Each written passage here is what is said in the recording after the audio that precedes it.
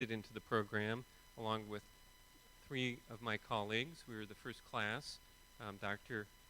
Cal McPherson was heading this group, and it was really an amazing experience. And we all had different projects, different work we did. I was tromping around in the rainforest with a rifle, armed only with anesthesia, I promise you. And we darted monkeys, and we took blood samples, and we sent them off to New York, and then I went to Rockefeller University, and there I did molecular biology techniques, and I looked for the simian immunodeficiency virus, SIV. And it was an amazing experience. How many US, Canadian, you name it, how many students have the opportunity to do these kinds of things while they're training to become a doctor? And it truly helped me because I stood out from the pack. It was really a phenomenal opportunity. And I was able to get a residency in New York City, just a couple of blocks from Lincoln Center, where the Metropolitan Opera is. So a wonderful location, a fantastic residency. And then I went on to oncology and hematology with Columbia University. And I was from California, and I wanted to go back to California. I understand there might be one or two Californians in the crowd here. All right. I had a feeling. So I was able to go back to California, where I grew up, and to work for Kaiser Permanente. And for those of you who don't know, it's a giant health system in Northern California and other parts of the country that a lot of people feel is a model for healthcare. And so I was very lucky to get a position there and to begin working as an oncologist. And then I branched out and started doing hospice work as well. And we take care of hospice patients all over Northern California. I'm the chair for that group. So we have 14 million members in Kaiser.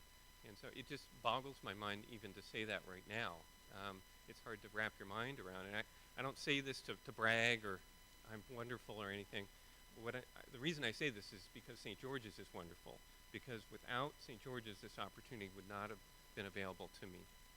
And the opportunity is there for you as well. All of you have this exact same opportunity that I had. Now, I'm not going to say it will be easy. I'm not going to say there won't be bumps in the road, that there won't be challenges, that there will not be competition, because of course there would be. And nothing worthwhile is without those things. So you will have to work and you will have to compete. But if you work and you compete and your heart is in the right place, you will do well. And we know, looking at the statistics, the USMLE scores, which are so important for the US graduates and students from the US, that's a very important thing, and the scores are really excellent from St. George's students. And we know that the residency directors, they really get it. They know the St. George's students. They know what kind of grit it takes to pick up your bags and move halfway across the world to learn medicine, to have that dedication and the feeling of responsibility and purpose to do something like that. And so this is an opportunity for you every step along the way.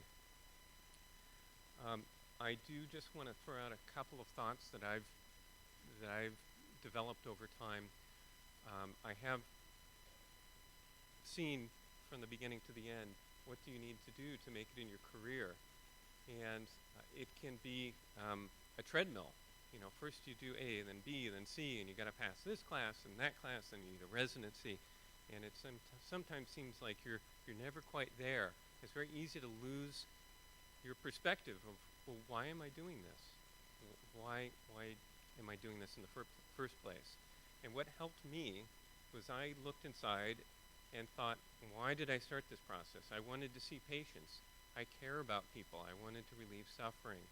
I wanted to give back to my community. So whatever it is right now that helps you sit in this seat and has helped you change your world to become a doctor, please hold that dear in your heart and in your mind as you go along step by step. And I'm sure things will go well for you. I'm a big hero of Abraham Lincoln. He was an amazingly bright man. And he has this one quote that just sticks with me. It's about discipline. And what he said is discipline is choosing between what you want right now and what you want the most. So I urge you to continue to work to what you want the most as you go through your careers. So I would like to share a little bit of background about this ceremony so you understand why are we sitting here doing this. In 1993, the Arnold P. Gold Foundation created the white coat ceremony at Columbia University. That was the first one. And since then, they've had a tradition of forwarding humanism in medicine. And St. George's University took off from that tradition and has created their own white coat ceremony.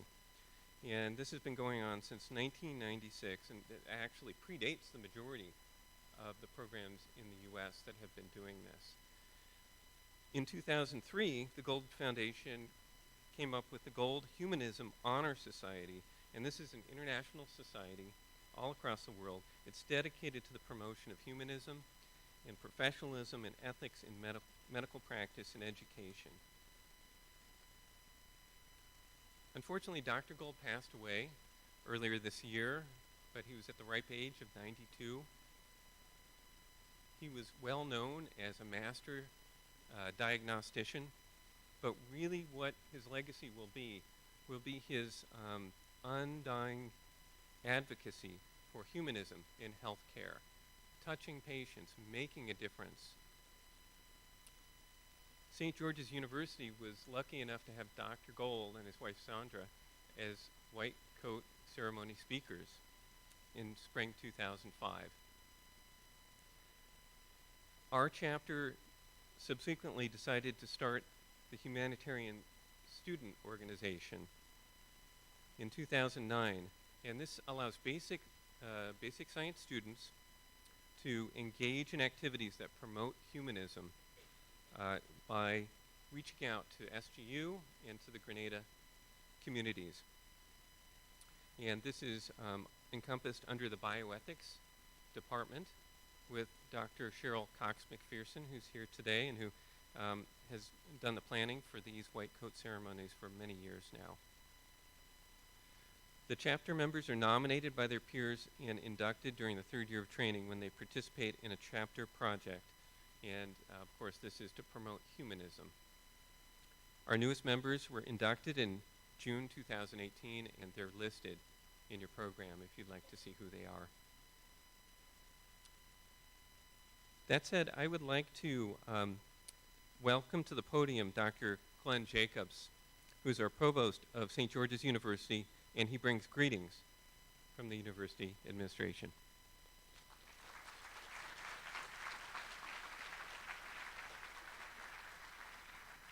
Thank you, Dr. Swartz.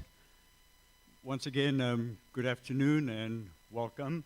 It's very nice to have all of you here. Mr. Stephen Fromm, thank you for attending again. So, you as students have been welcomed many times. You've even been welcomed by me. It would be inappropriate for me not to say welcome, but my welcome is more directed to our other guests, basically your parents. I want to welcome all of you to St. George's University and to the island of Grenada.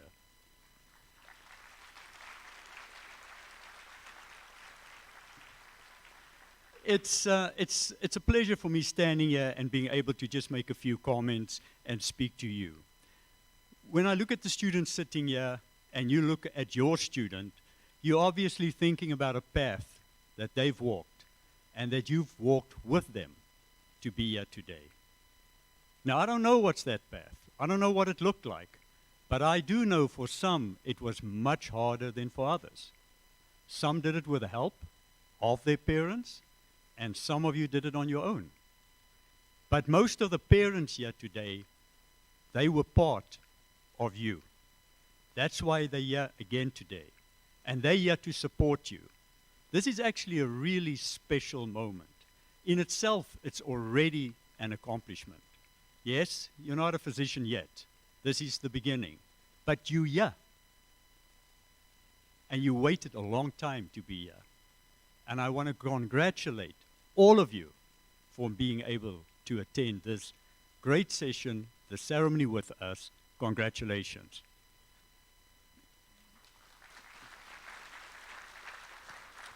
I just want to end off by hoping that you will enjoy the island. Please, while you're here, there's a lot of studies. You're going to study from Monday, I know. Your parents are all going to leave. And you don't want them necessarily to leave, but I know they are going to leave. But once they're gone, you are back at the books. So enjoy this weekend. Enjoy the island. Enjoy the community, what this great society can offer to all of you. Thank you very much, and good luck.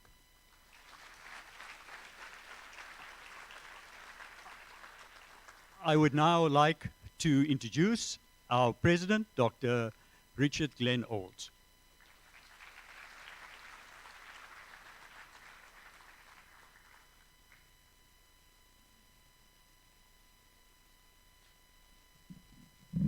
Well, welcome, class of 2022.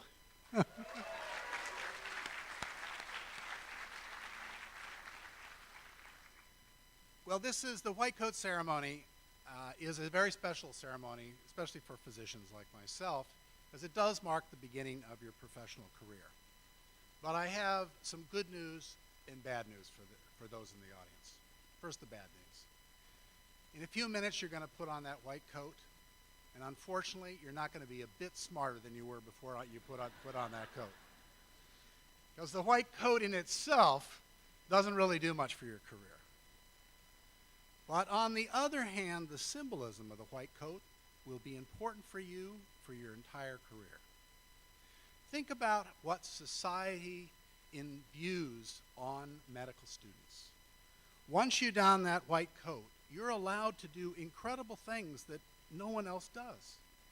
You can examine patients' bodies. You can ask people intimate questions about their health and their lives, and they share that with you. That is a very special gift that society places in the hands of virtually all healthcare professionals, particularly physicians. And that's a cherished gift and a great responsibility for the rest of your professional career. No one's going to ask you to be a great doctor tomorrow, but you will be held accountable for the type of person you are in your relationships with your patients, and starting today with the relationships with your fellow students. Now, I didn't get much of an introduction, so let me tell you just one brief fact about me. I'm actually a tropical disease specialist, and I actually spent the majority of my professional career working in developing countries. And it's interesting because having worked in many of those countries, I was struck by the fact that in many of those countries, ranked among the national heroes of those countries were often physicians. In fact, I spent 35 years in the Philippines, and the national hero of the country of the Philippines is Dr. Jose Rizal. Now, Dr. Jose Rizal is not the Philippines' national hero because he was a great doctor. No, that might have been a good doctor. He's the national hero of the Philippines because during the Spanish occupation of his country, he stood up and spoke against the Spanish atrocities of his people, and he's put in front of a firing squad and killed for that. Now, when you think about many countries of the world, there are many national heroes that are physicians in many South and Central American countries, many Asian countries. But I'm sorry to say I'm kind of hard-pressed to think about any national heroes in the United States that happen to be physicians. Now, I'm a little concerned about that because I worry that we have become preoccupied with our job as being doctors, and we've forgotten that we have an even larger social responsibility to take care of all the people in our communities, in our towns, in our country. And we have that larger social responsibility in part because of the status that we're given by society as being physicians. So in addition to learning all about medicine, I would encourage you to continue to do good things for the people around you. Enjoy the country of Grenada. What a wonderful country. And there are so many good things you can do in partnership with our country. When you go to the United States or Canada or England or other places for your clinical training, learn about the communities around you, what their issues are and their problems. Now, I'm happy to say that I will greet you all in 4 years at Lincoln Center when you become physicians, and you're all going to be great physicians. You'll be well trained, you'll be ready for the next practice of medicine. But what I really hope is 4 years from now, we also graduate a few heroes. Thank you and God bless.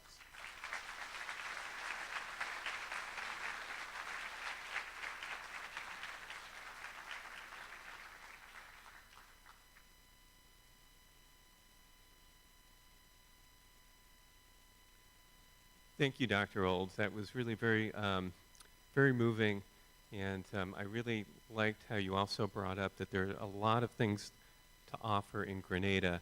For instance, if you haven't had a roti yet, it is to die for, and you have to wash it down with a ting.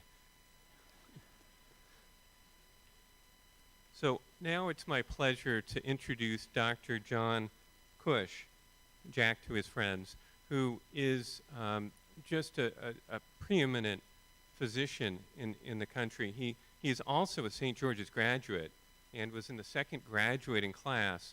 So our community is so incredibly proud to have him in our ranks of alumni. He is a professor at the University of Texas at Baylor. He has published many, many clinical journal articles. He has worked in drug development. He is working on cutting-edge developments like podcasting and videocasting, finding new ways to share information and data with his colleagues about rheumatology. He's an educator. He's been very involved in St. George's education and the academic board for quite some time. And if you don't know Harrison's medicine, you soon will. This is really the Bible of medicine. It's got everything from A to Z. And that section in rheumatology, if you look and you see who's writing that since the 1980s, I'll give you one guess. So I'm very excited and happy to have Dr. Jack Cush as our keynote speaker.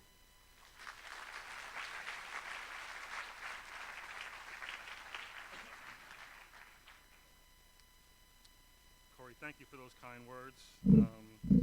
Thank you, Dr. Olds, for the inspiration. True to your promise, you changed it up and made it more interesting the second time.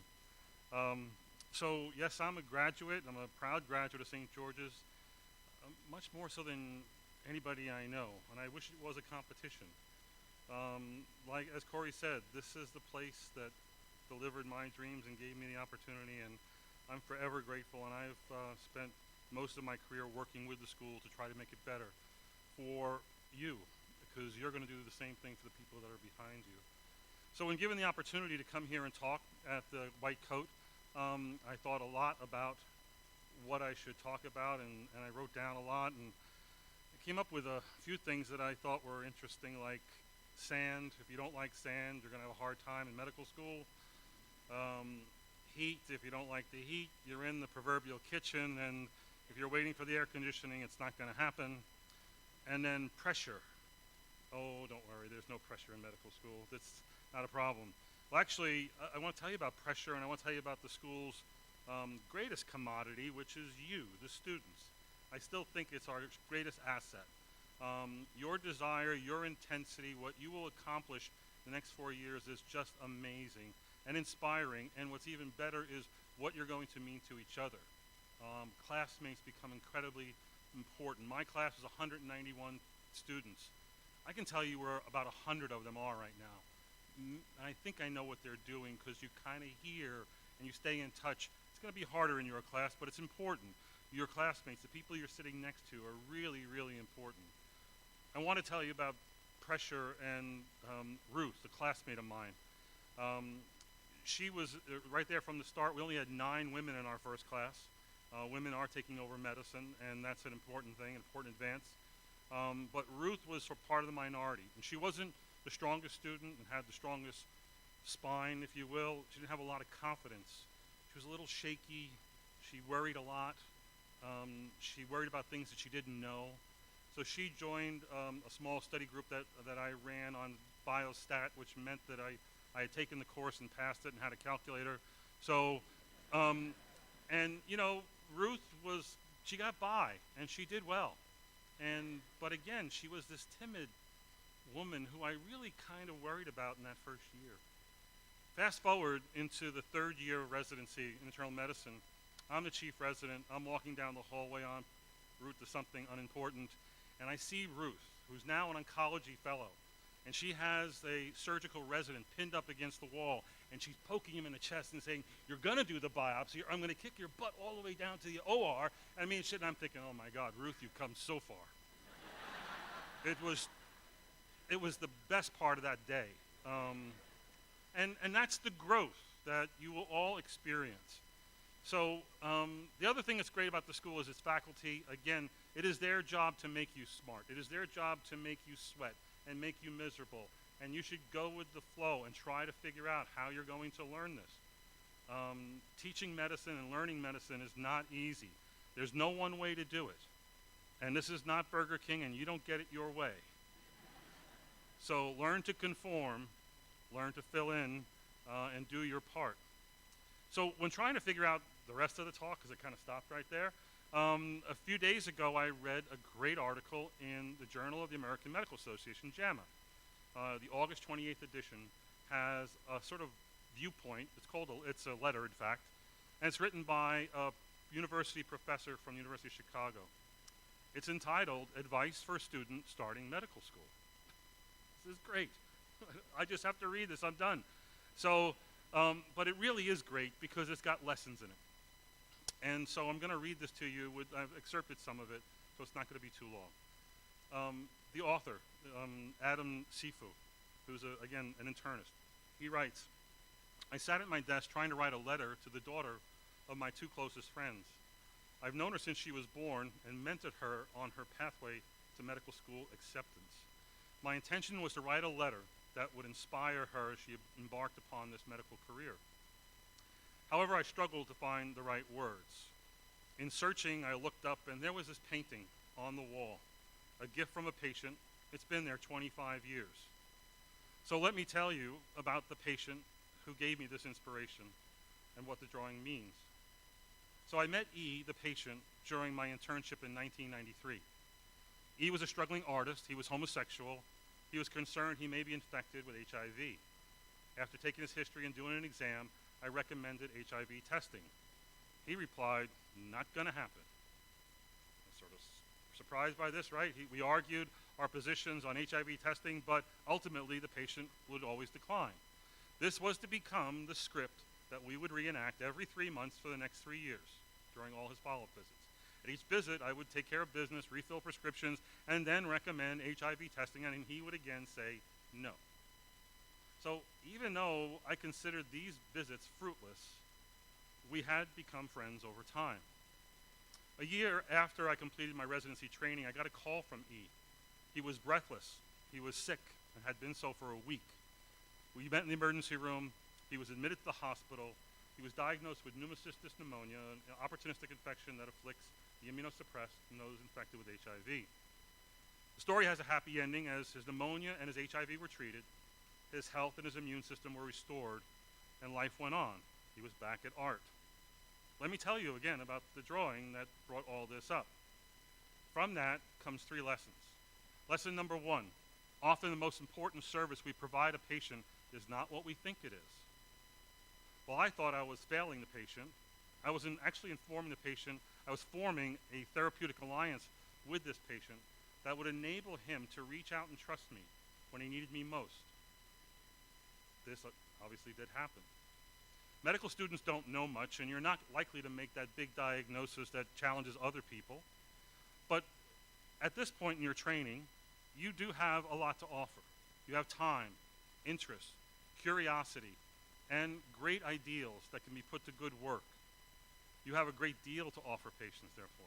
There's a story about a patient who was admitted to the hospital with 2 problems. 1, he was terribly sick, and 2, he really, really hated doctors. So once they actually made him better, he immediately began to refuse treatment and wanted to sign out AMA, and that's not the American Medical Association. That means against medical advice. So he was about to sign out, but there was this third-year medical student who admitted him, did the original H&P, saw him daily, wrote notes on him daily, formed an alliance with the patient, and she broke him down so that he agreed to treatment. He surely would have died if he had left the hospital. But because of that patient and that student and that relationship, this man lived and left the hospital 2 weeks later. So it wasn't her great clinical acumen or knowledge, but actually her commitment to the patient and caring. Lesson number 2, much of what you are taught is wrong.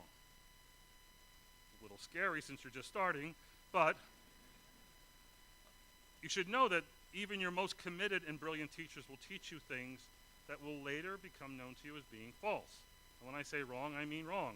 Some will be wrong because the time changes science and you learn new things, but some are just outright wrong, really from the get-go. One of his mentors was a great doctor, a committed educator, a very smart clinician, a really well-rounded man. He taught me a great deal. He was my mentor. But I also recognize that some of what he taught me was wrong. For instance, he taught me that getting too close to patients was a dangerous thing, and that to accept gifts from a patient would be a no-no, that you should never accept gifts. 6 months after E's admission to the hospital, I took a job in a new city. Then I told E and that I was moving, and we hugged, and he told me that he wanted to give me a gift. He had a painting that he had done for me. I remembered the advice of my mentor. I told E I couldn't accept it, it wouldn't be right, and if he was going to force it upon me, I'd have to pay for it. I'm embarrassed to tell you this story because here's a person attempting to give me a gift, a heartfelt one, a real big thank you with a non-monetary personal creation, and I'm refusing it. A few years later, I was thrilled when E sent me a large tube containing that drawing that now hangs in my office. He had given me a second chance to accept the gift, and I couldn't refuse it this way. Lesson 3, keep a sunshine folder. It's where you can stash thank you notes from patients, pictures, great letters of recommendation, and other small accolades that will remind you that you did a good job. E's drawing was the beginning of my sunshine folder. Why do you need a sunshine folder? Well, medicine's hard. The stakes are high. You will work hard. It's often thankless. Things will go badly. Despite your best efforts, there will be poor outcomes. On good days, medicine's wonderful. So there are highs, there are lows, but you can't live in those because people need you. Having a sunshine folder helps you get through the rough things, the rough times, and I think it's really important. So the letter ends, these are my simple 3 lessons for you. I hope they are useful. I hope this letter will live in your sunshine folder. I hope it will inspire you to do the best you can for your patients, and I hope that you will not someday decide that my advice was wrong. So again, that's Dr. Sifu from JAMA, August 28. Look it up, print it out, put it in your sunshine folder. If you do that, you can go home and tell people, I'm already reading JAMA, first week of medical school. So let me sort of comment on these 3 different lessons. Sunshine folder. I have a sunshine folder. I think most doctors do. We just don't call it that. It's a nice name. I have a bunch of letters that I've saved, that great letters of recommendation that I keep reading and go, oh, this is not me. But it helped me get the job and move on to my next thing. I have pictures from patients of their babies, of marathons that they've completed, even though they have really horrible arthritis. I have plaques of gratitude. But I'm really most proud of my ugly tie rack. The ugly tie rack, what's that? Well, it's a thing where gifts go. My patients will always give you thank yous and gifts, and accepting their gifts is a lot like accepting a compliment. You need to accept it. You don't shun them, you don't minimize it, you be gracious, and you admit that this gift means a lot to you, and thank you. So I've received a lot of ties over the years from patients, often from people who, yeah, this is one of them, it made the cut. You can't imagine some of the other ones. But again, these ties come from people who really can't afford to buy me a tie. And collectively, they are basically fashion disasters. They are really abhorrent. They have ugly prints like giraffes and bonsai trees on them. They have colors that come from another solar system. they're out of date and like this wide and or this skinny, and it's really amazing. So I collect them because, you know what? They're gracious gifts given with love and thanks. I would never throw one of them away. I collect them. I put them on a rack that's in my office, a coat rack, and they stand there, and I see them every day, and it's a great, great reminder. It's even better when one of my not-so-well-dressed faculty colleagues gets an important call to attend a meeting or do an important consult at the hospital, and they hurriedly come into my office and say, I need a tie, and I go, right there, and they're like, really? But they're frenzied, so they grab the tie, and they put it on, and they hope that no one's going to notice. So again, that tie rack keeps on giving. Lastly, much of what you were taught is wrong. I'm sorry that the parents are in the audience when hearing this. So I don't think it's much. I think there's a good amount that you're going to learn is wrong. And that finding the truth in medicine takes time and ongoing education. Again, time and ongoing education. Sometimes you've got to learn the same thing repeatedly to ultimately find out that it's true, or to ultimately find out, man, I was so wrong 30 years ago, and thank God I now know what to do. Medical education is hard. You're going to pay for it in blood, sweat, and tears, and an unwavering commitment to prove yourselves. So we have medical students in my office, a rheumatology practice, 3rd or 4th year students who come in to do a 2 or 4 week rotation in rheumatology.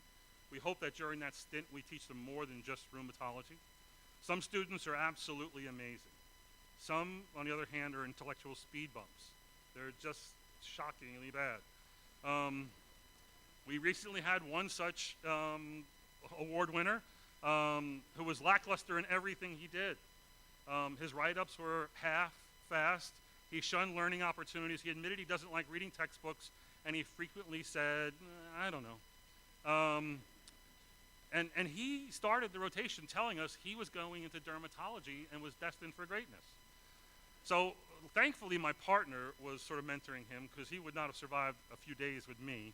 And she's very tolerant, but even she wanted to strangle him. And instead of strangling him, she got in his face and said, do you know what the difference is between a great doctor and a mediocre doctor? And he was like shocked by the confrontation. He said, intelligence, compassion, listening, be on time. And she goes, wrong. The best doctors have 2 traits: curiosity and never giving less than 100%. And that is what will sustain you. That is what will get you to right even when you are taught wrong. Somewhere this medical student thought that being from that medical school or being that medical student was good enough. It clearly wasn't. Lastly, there's this great line about the most important service we provide is not what we think we provide. What it really means is that becoming a doctor is a lot more than acquiring knowledge. I can tell you by sitting here, by having been accepted to St. George's University, you are all smart enough to be good doctors. The question really is, will you be good, will you be great, or will you derail? And what's going to decide that? It's not really going to be the intellect. It's going to be the behavior, the personality, how you treat each other. Patients' jobs, hospitals will come and go. The thing that remains is you, how you relate, how you understand. Did you make an effort? So it's not about the diagnosis. It's about what? 2 ears, 1 mouth. Great doctors are great listeners. So I'm a rheumatologist. I'm really good at what I do. I keep telling myself that.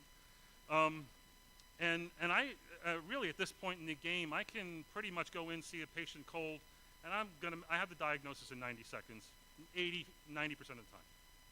Because there's a lot of pattern recognition, and I know what to look for. It'll take you 4 hours, and you'll still be wrong half the time, okay? But that's medical education, right? You know, there's this line about how long it takes a medical student versus an intern versus a 2nd year and 3rd year resident to do a full H&P on a new patient, and it gets progressively easier as you go along. You're not looking to do the shortcuts. So in that 90 seconds, I could tell the patient, this is your diagnosis, here's a lab test we're going to do, here's a drug. What 40 years of medicine has taught me, however, is that they did not come to me for this. They came to me to be heard, to be understood, to hear the solution, and to have a plan, and really to get some hope. None of these are accomplished in 90 seconds. So you're now about to spend a lifetime of listening and helping others as they tell their stories. If you're good, you become part of their narrative and part of their great outcome. In the not too distant future, you'll hear the words, "Doc, thank you for saving my life." Or you'll get the hug that really will change yours. Or you'll hear secondhand about something wonderful imparted by another person, said about you, something you did for a patient, and you're thinking, really? Okay, that's wonderful. To be a great physician, you need to be a great person. That begins here in Grenada. So I don't care about your past mistakes, because you made all those when you were young and foolish. You no longer are. You're in medical school. How you treat and relate to each other is how you are going to treat and relate to your patients. How you are perceived by the wonderful people of Grenada is how you will be perceived by your patients in the future. So it all begins here.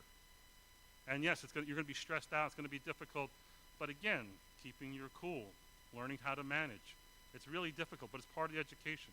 If you want to be a great physician, you need to be mindful of this and become a better you. Your every action and effort is a willful choice or another brick that you lay in a foundation that is to become your career, your life, your legacy. People around you, your family, your patients will want you to lead, to speak, to step up. They'll want you to write doctor's letters to get out of jury duty. You have a lot of responsibility ahead of you. So you're here for that responsibility. You're here for that accountability. And again, a lot of it has to go with personal development while you're in school. I want to end with a little story about the white coat ceremony. I was first introduced to the white coat ceremony in 2005. I was the MC, as Corey is today. It was a wonderful ceremony. I got to put on the coats. It was just great. Fast forward 10 years, my best friend from high school calls me on the phone to tell me a story, something she had just experienced. Seems that she had to fly from Albuquerque to Brooklyn to the Methodist Hospital where her aunt was dying.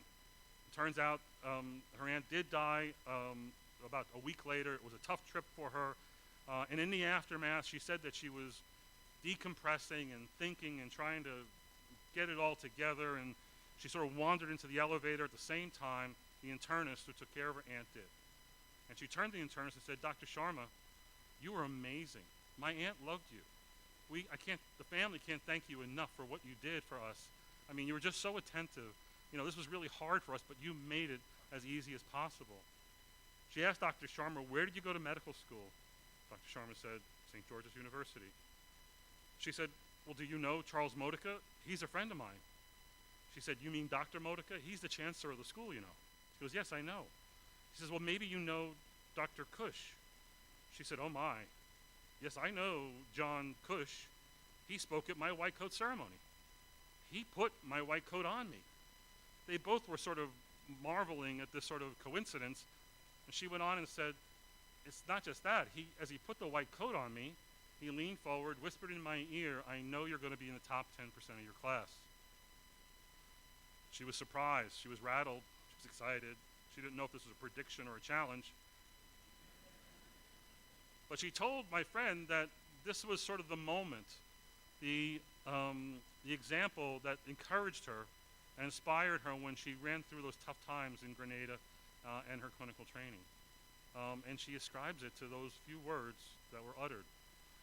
I don't remember doing any of this, by the way, but I'm taking credit for it because it's a great story, and it really inspires me because I think it tells me that we all need encouragement, and that as a physician, and you as future physicians, can do little things that have tremendous value in the lives of others. And so, showing up, doing the little thing, doing the right thing is what turns you into a great physician. So, as we are up here today, putting that white coat on you, when we put our hands on your shoulders, that means that we have a great deal of confidence in you, that we expect greatness from you, and that we expect to hear your success story a few years from now. Thank you very much.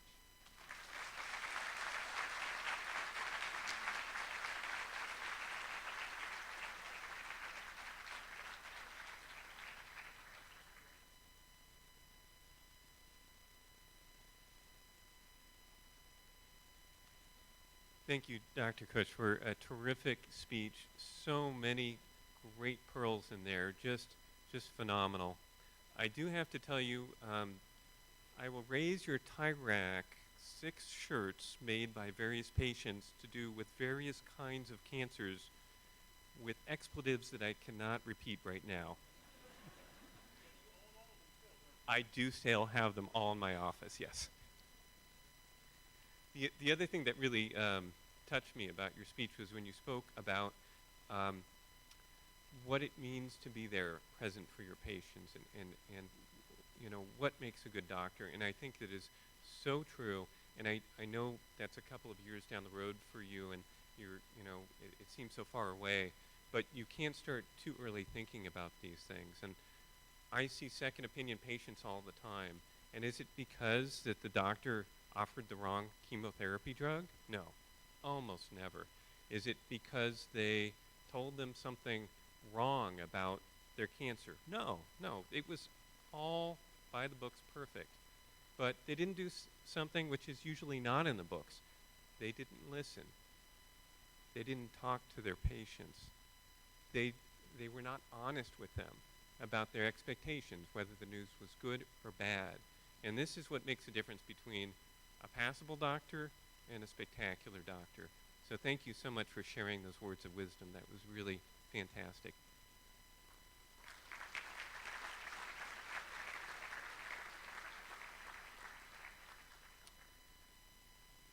All right, now on to the main event. St. George's University School of Medicine will now present you with a white coat symbolizing your entry to the profession and your commitment to uphold the duties and trust associated with medicine and medical training.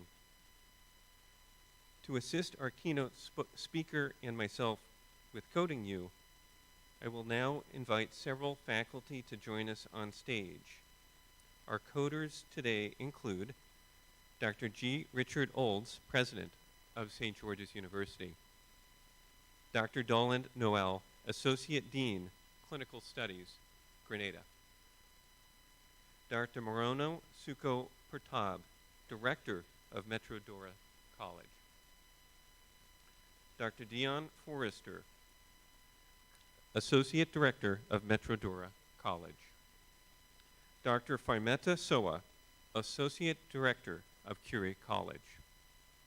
Dr. Jessica Lendora, Associate Director of Hippocrates College.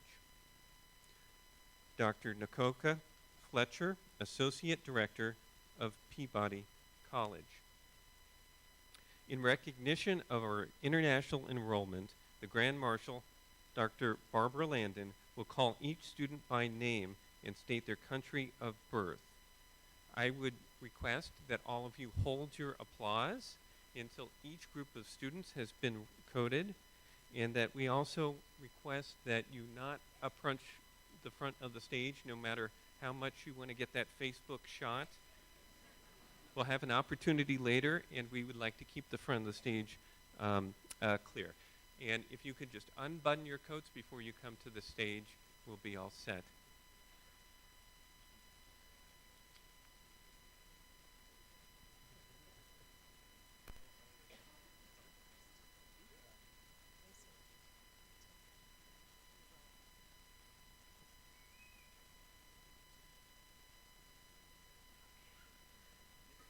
Matthew Levy, Florida.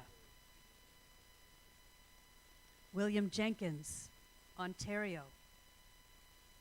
Kelly Capusta, New Jersey. Omar McKinney, New Jersey. Deborah Occident, Delaware. Cindy Mambwe, Adoo, Zambia.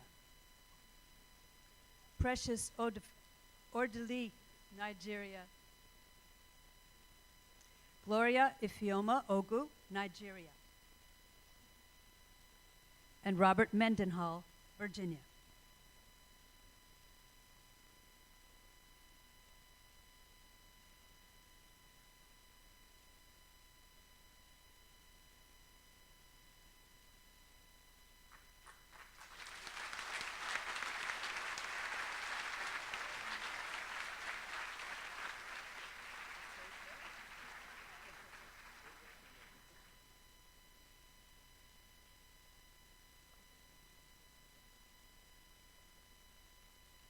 Omar Assad, Florida. Ashwin Balaguru, California. Javier Lira, Florida. Sade Oliver, Florida. Sarah Langevin Gaspar, Florida. Bode Philip, USA. New Jersey. Iris Alau, Louisiana. Farah Khan, California. Elizabeth Clapper, New Jersey.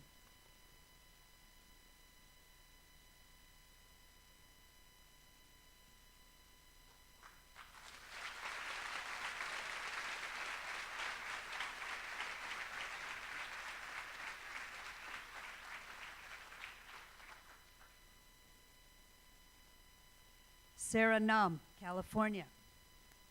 Jasprit Nanar, Ontario. Lexia Jacob, Texas. Joby Matthew, Dubai.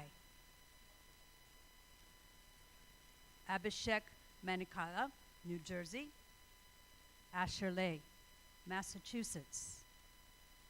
Narisa Diana Lee, Thailand. Edward Fakre, Louisiana. And Daniel Malik, Pennsylvania.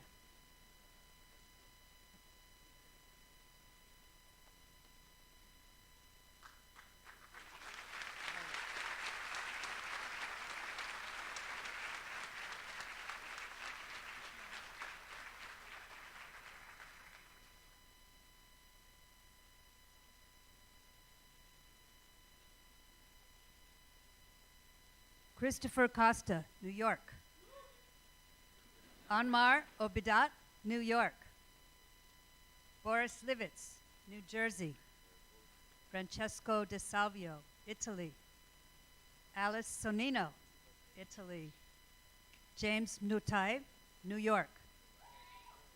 Abe Bansal, New York. Marian Mikhail, Egypt.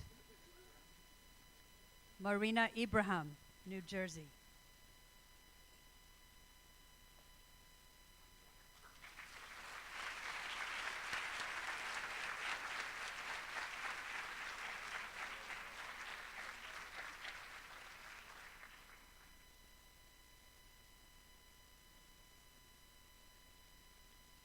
Badi Kaldas, Egypt and Ontario. Carl Miller, New York. Ella Modine, Louisiana. Matthew McLean, New Jersey. Richard Nyen, Florida. Megan McCurry, Virginia. Amanjot Bular, Ontario.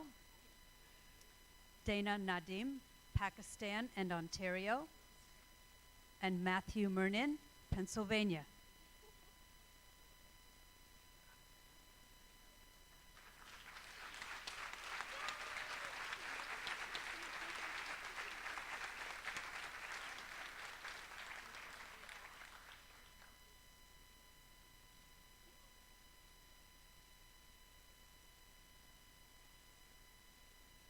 Alice Nasser, Ontario. Brian Masapena, Florida. Humza Iqbal, California. Jerry Chun, Minnesota. Jonathan Kordiak, New York. Dalton Kennard, New Jersey. Havai Jackson, Jamaica. Duvet Miller, Jamaica. Trishna Kumar, New Jersey.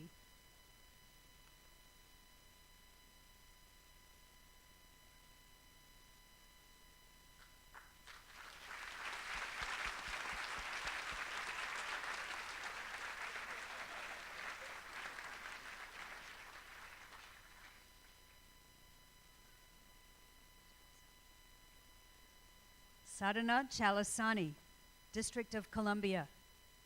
Sai Grishma Magam, Georgia. Piyumi Jayatilaki, Michigan. Praise Okoroji Ohiber, Texas. Melanie Modi, California. Daniel Mongillo, Ontario. Jeffrey Ogden, Utah. Harjeev Lahil, Tennessee. Matthew Lerner, Massachusetts.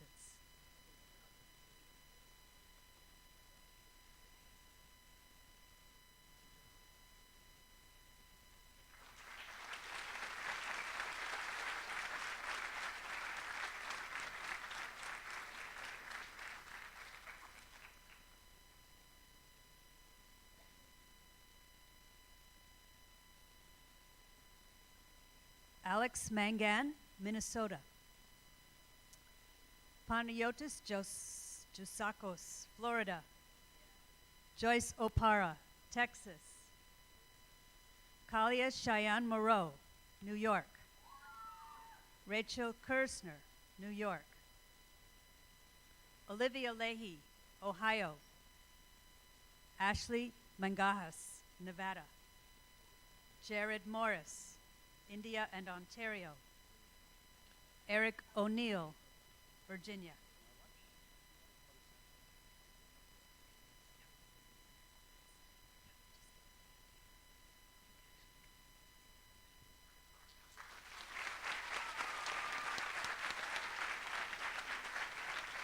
Yeah, you keep it and then you give it to me.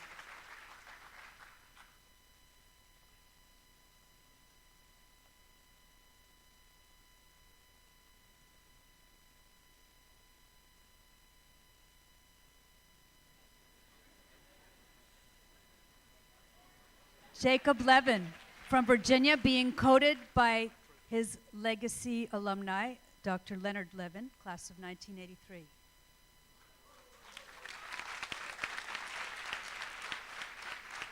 Anusha Maharaj, Ontario. Balaganesh Natarajan, Pennsylvania.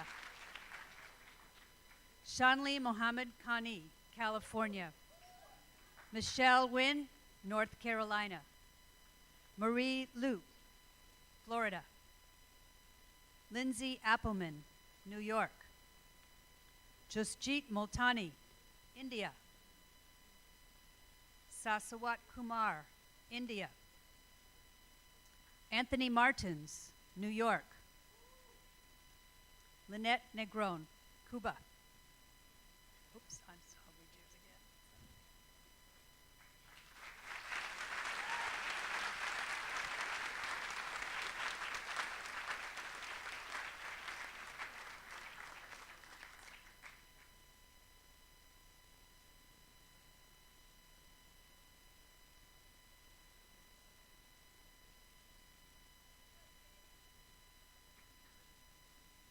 And here is Lynette Negron, Cuba. Stephanie Nguyen, California. Stephanie Liu, Florida. Risha Karani, India. Sonia Kamdar, Illinois. Claire Kuhn, Iowa. Charles Lee, Maryland. Niyati Joshi, California. Suhas Kandamala, Ohio.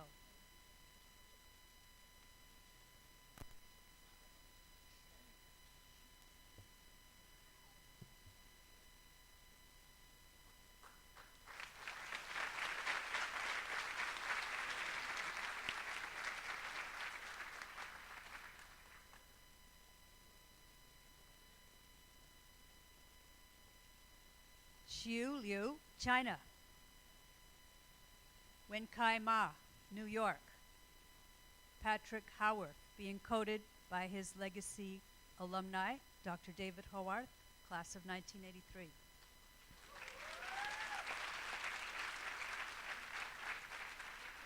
Okima Nicolini, Missouri. Heather Freiberg, Illinois. Tucker Lido, Minnesota. Julie Wynn, California. Patrick Osugwa, Pennsylvania. Logan Gonsalves, New York. and Maya Mills, New York.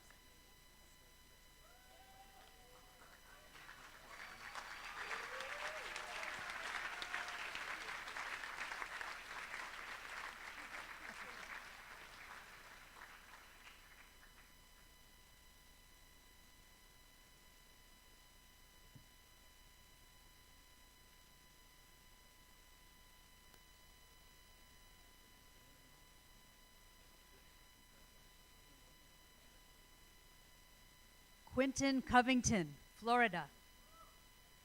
Rachel Dawson, Florida. Monissa Rajasri, Ontario. Banis Kamal, Kenya. Grace Kolak, Arizona. Amadreza Hatamipur, California. Tess Lamek, Florida. Fejabin Khan, Pakistan and North Carolina. Sabine Khalid, California.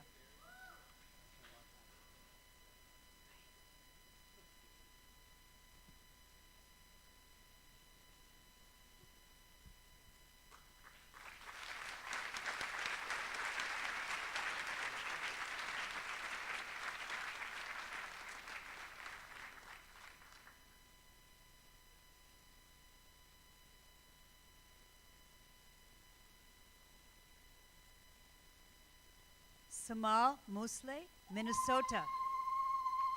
Faith Emmanuel, Nigeria and North Carolina. Jose Nieves Rodriguez, Puerto Rico. Wesley Yohani Narvez Cabrera, Puerto Rico. David Kim, New Jersey. Shauna Mati, New York. Nusrat Mosharraf, Bangladesh and Florida. Simon Lee, New York. Paul Jasper Longson, Philippines.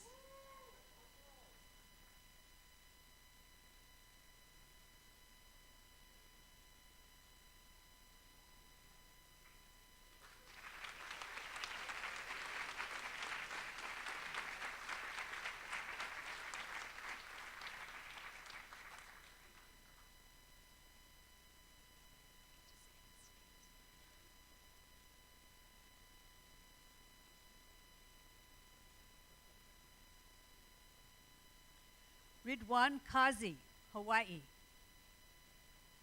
Bismarck Kwame, Virginia. Mawen Katab, California. Maher Kalan, California. Ashmini Nasir, Florida. Evan Meeks, Florida. Talia Lito, New York. Isha Kundra, Texas. Nino Militic, Croatia.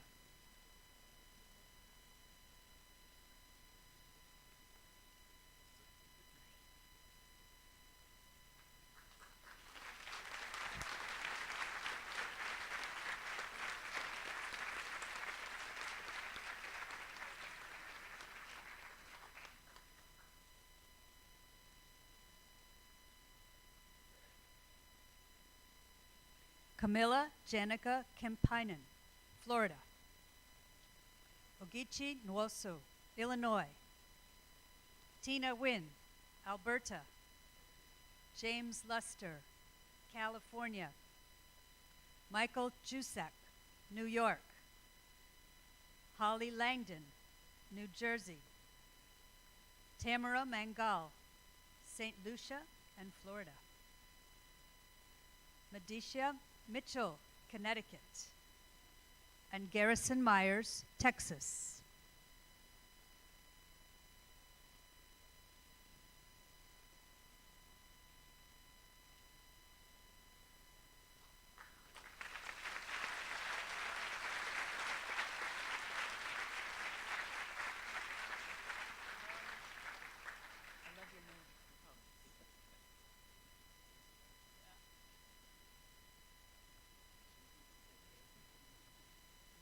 Bradley Kraft, New Jersey. Joy Min, Illinois. Faven Mulu, Ethiopia and Texas. Keone Campbell, Jamaica.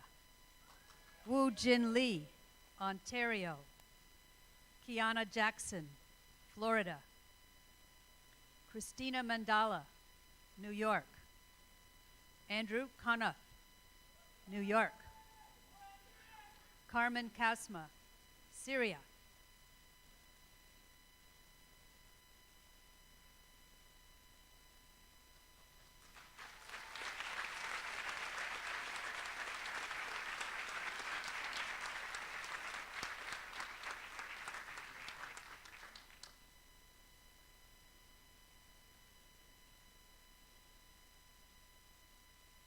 Connor O'Day, California.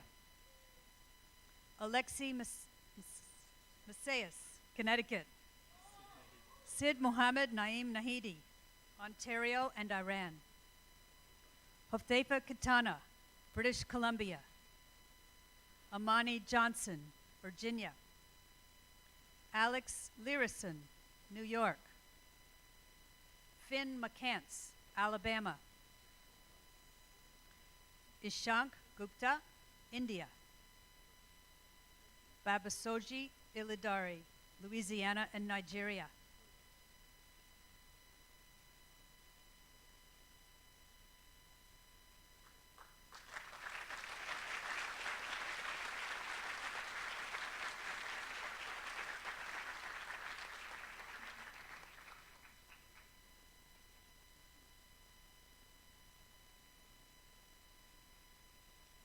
Tessa Doolittle, Minnesota.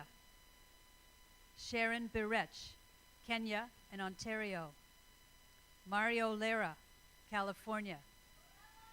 Curtis Martin, Pennsylvania. Jose Lopez, Dominican Republic and California. Ashwarya Jain, India and New York. Chiranj Modi, India and California. Marie Kakajan, California. And Olga Ostrovetsky, born in Latvia.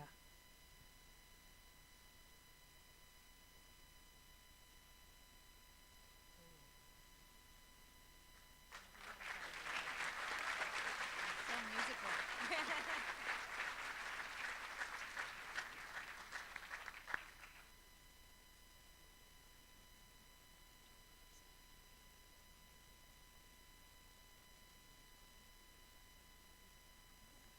Oluwadamilola Oni, New York and Nigeria.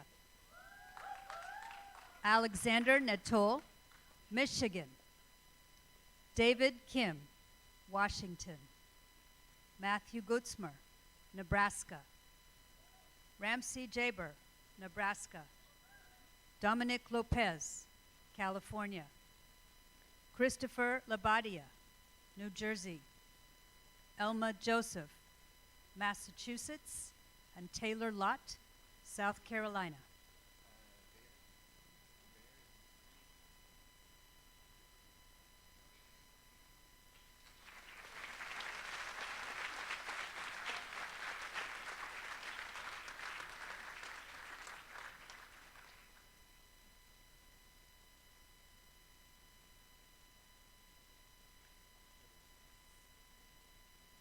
Madison Lindsay, Ohio.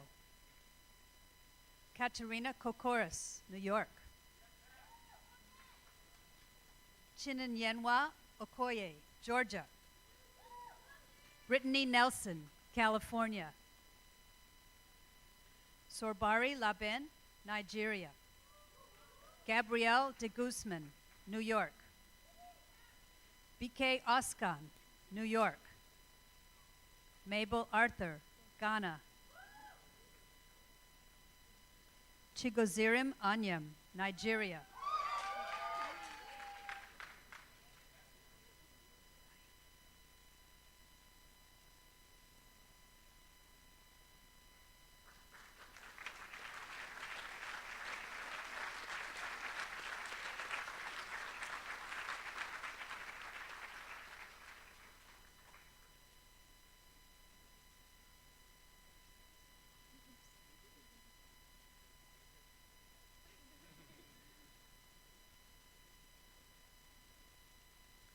Zainab Kawar, New York.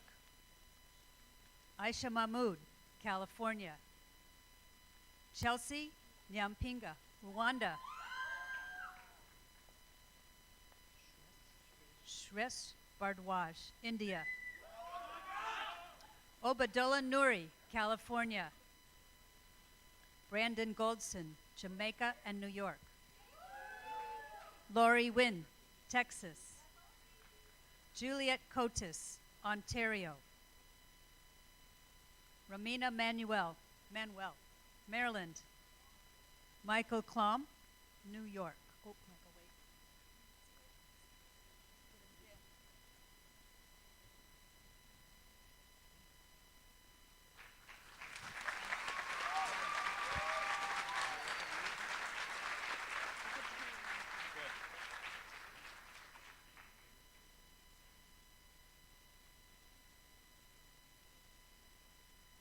Michael Klum, New York. Lily Motadi, New York. Melissa Misalti, New Hampshire. Randy Resendez, Texas. Maria Crichel Suyukalata, Philippines. Ethan Lambert, Georgia. Shehan Denapitia, USA, Ohio. Nikolai Levinson, Ohio. And Faraz Jaffrey, Illinois.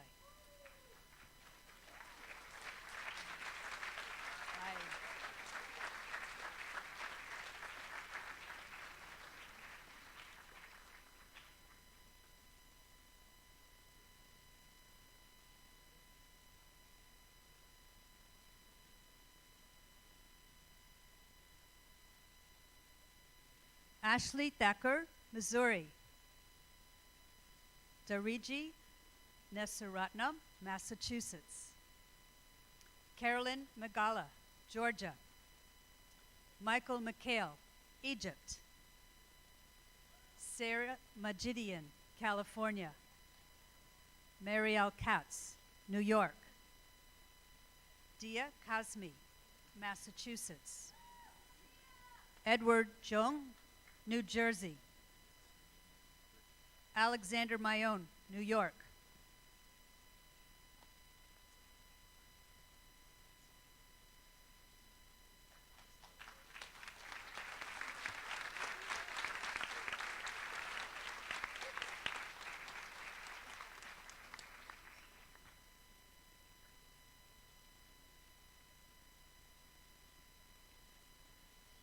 Gaetano Di Pietro, Ontario. Vivian Owengunle, Nigeria. Oluwatofunmi Oluwoyu, Nigeria and Maryland. Hennessy Marican Hernandez, California. Chloe Laville, New York. Melissa James, Ontario. Anud Siddiqui, Saudi Arabia and Ontario. Hannah Nadim, Saudi Arabia and Quebec. Jeanette Carrillo, New York.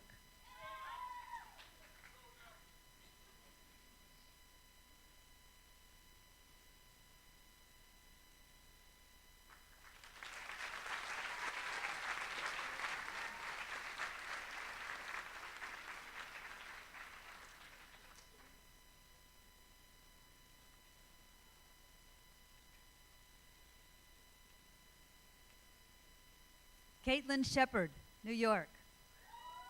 Maxim Mikulin, Florida. Yegor Mikulin, Florida. Julian Kaufman, Trinidad and Tobago. Anurag Manjanatha, Jamaica. Zarif Kazi, Bahrain. Nicholas Nuria, Syria and Florida. Cody Carendish, Virginia. Yanni McCormick, USA.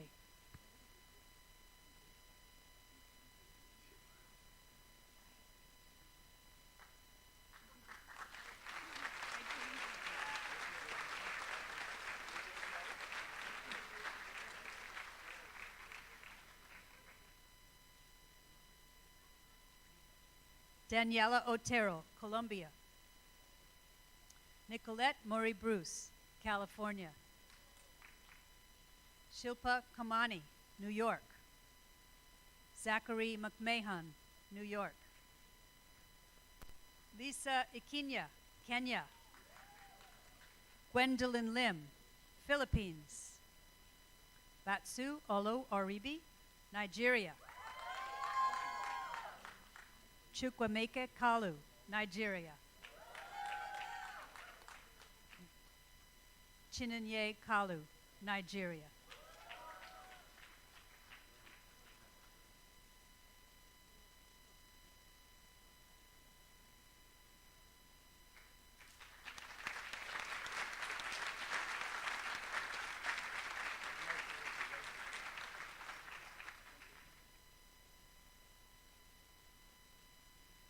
Don Collins Okolo, Nigeria. Halamatu Kamara, North Carolina. Rohit Jain, New York. George Lampros, Wisconsin.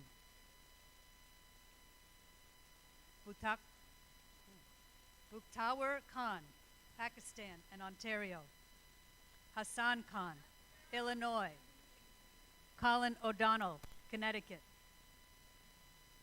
Jacob Lamberand, Wisconsin. Jiot Kim, Republic of South Korea.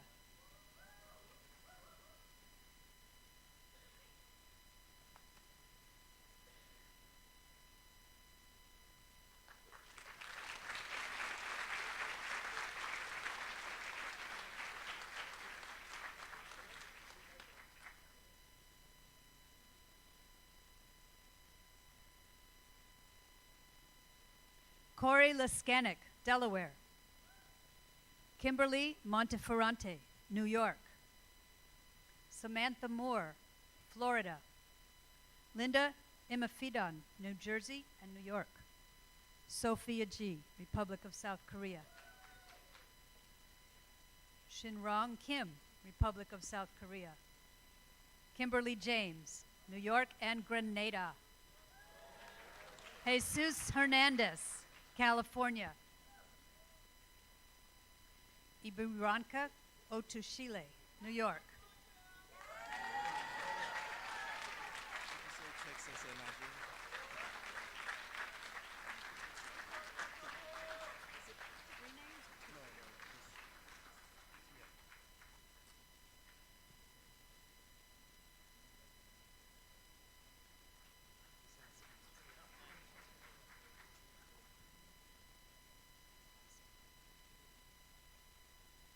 Okichukwu Nosu, Texas and Nigeria.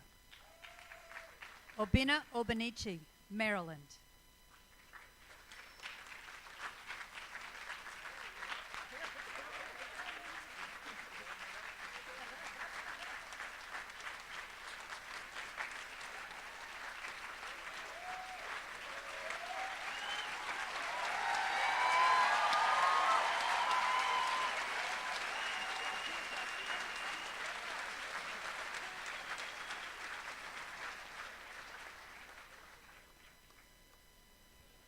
Congratulations.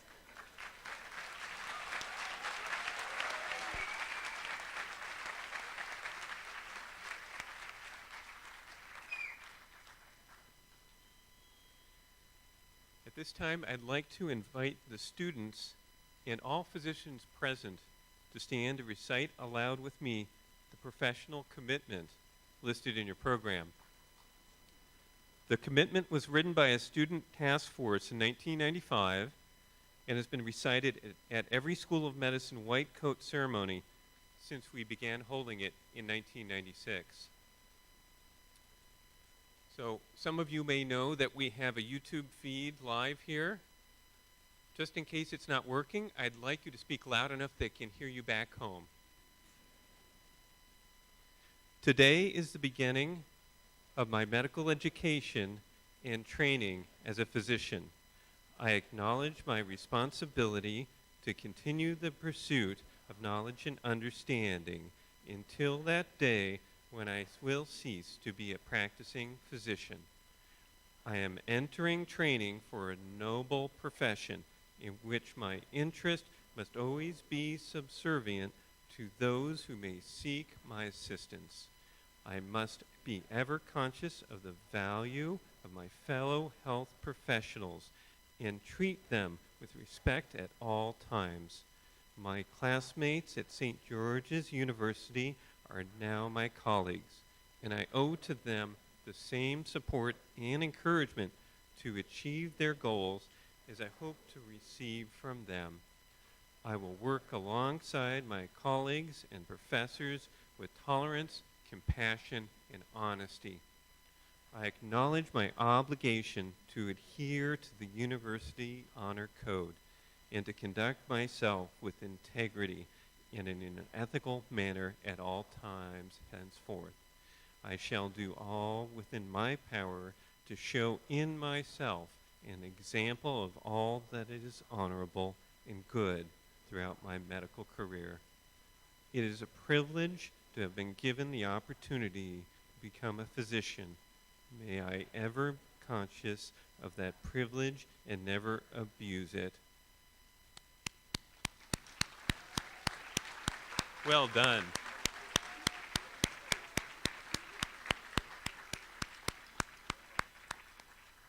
Please be seated.